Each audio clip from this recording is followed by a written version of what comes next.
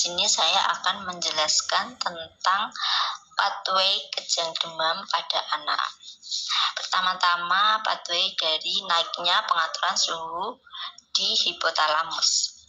Naiknya pengaturan suhu di hipotalamus akan merangsang kenaikan suhu di bagian tubuh yang lain seperti otot, kulit, sehingga terjadi peningkatan kontraksi otot. Nah, naiknya suhu di hipotalamus juga akan disertai pengeluaran mediator kimia, epinefrin dan prostaglandin. Apa sih epinefrin dan prostaglandin itu? Epinefrin yaitu melemahnya otot-otot saluran pernafasan dan meningkatkan ketegangan pada pembuluh darah. Sedangkan prostaglandin adalah suatu senyawa yang memiliki fungsi seperti hormon yang dibuat di area di mana terdapat cedera pada jaringan. Nah, dari penjelasan itu tadi dari pengeluaran mediator kimia epinefrin dan prostaglandin itu dapat merangsang peningkatan potensial aksi pada neuron. Peningkatan potensial inilah yang merangsang perpindahan ion natrium, ion kalium dengan cepat dari luar sel menuju ke dalam sel. Dan peristiwa inilah yang dapat menaikkan fase depolarisasi neuron dengan cepat sehingga timbul kejang.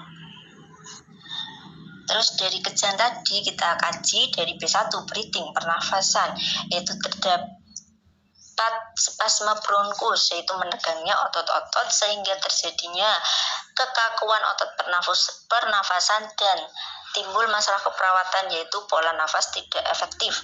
Terus dari kejang ke B2 blood, yaitu sirkulasi darah, terdapat adanya gangguan peredaran darah, terjadilah hipoxia, yaitu tidak adanya cukup oksigen dalam jaringan untuk mempertahankan fungsi tubuh sehingga terjadi permeabilitas kapiler meningkat.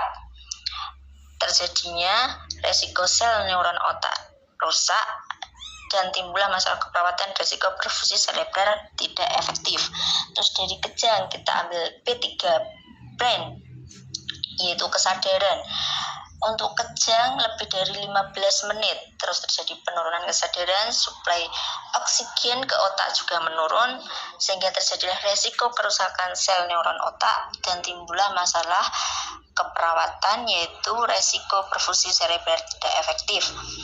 Terus kita lanjut langsung ke bowel B5, karena untuk B4 bednya tidak terkaji, yaitu dari B5 bowel.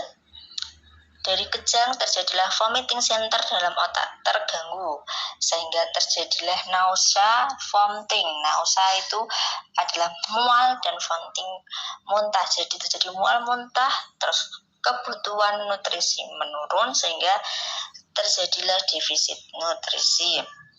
Terus dari kejang ke B6 yaitu bone atau muskuloskeletal. Dari kejang terjadilah aktivitas otot meningkat dan metabolisme juga meningkat, suhu tubuh meningkat sehingga terjadilah hipertermia. Nah, dari pathway itu dapat disimpulkan dari kejang demam anak terdapat 4 masalah keperawatan pada anak, yaitu adanya pola nafas tidak efektif, adanya resiko perfusi cerebral tidak efektif, adanya defisit nutrisi, dan hipertermia. Sekian penjelasan pathway dari saya. Apabila ada kurang dan lebihnya saya mohon maaf. Saya akhiri. Wassalamualaikum warahmatullahi wabarakatuh.